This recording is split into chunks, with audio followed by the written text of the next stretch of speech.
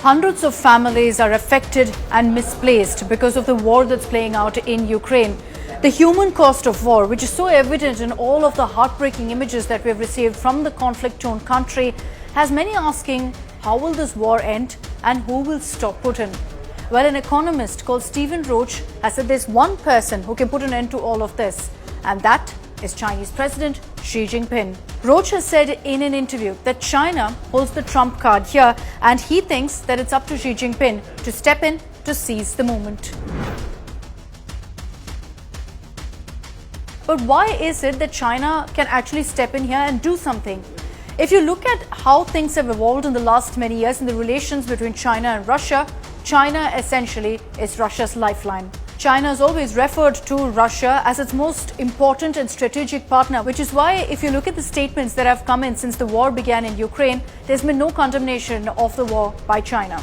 At the United Nations too, when there were several resolutions passed against Russia, China didn't vote for or against. They were one of the few countries who had abstained on this issue. And to analysts, that actually came as a surprise because they believed that China would go ahead and brazenly vote in favor of Russia.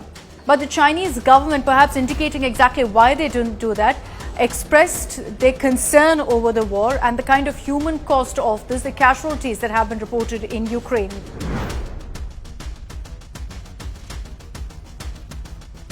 According to economist Stephen Roach, who I mentioned earlier, China has the power to stop this war. They can actually step in here.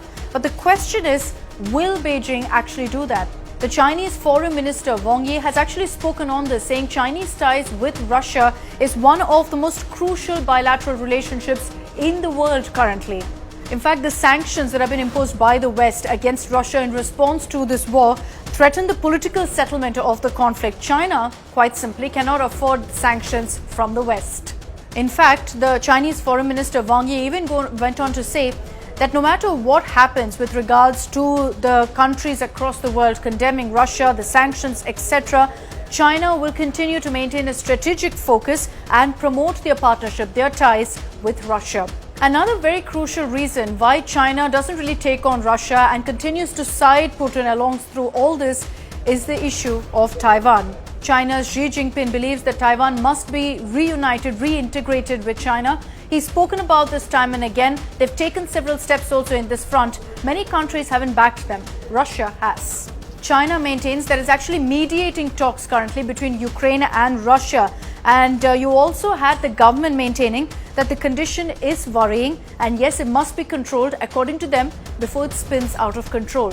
But there's a catch here. There were many reports that also suggested that China knew very much about Vladimir Putin's plan of invading Ukraine, but asked him to wait till the Winter Olympics in Beijing was completed, which is exactly what happened. Putin announced demilitarization and denazification of Ukraine post the Olympics. So the question remains, will Xi Jinping actually intervene here, be the peacemaker in the Russia-Ukraine conflict, or will he continue to abstain, continue to sit on the fence on this issue?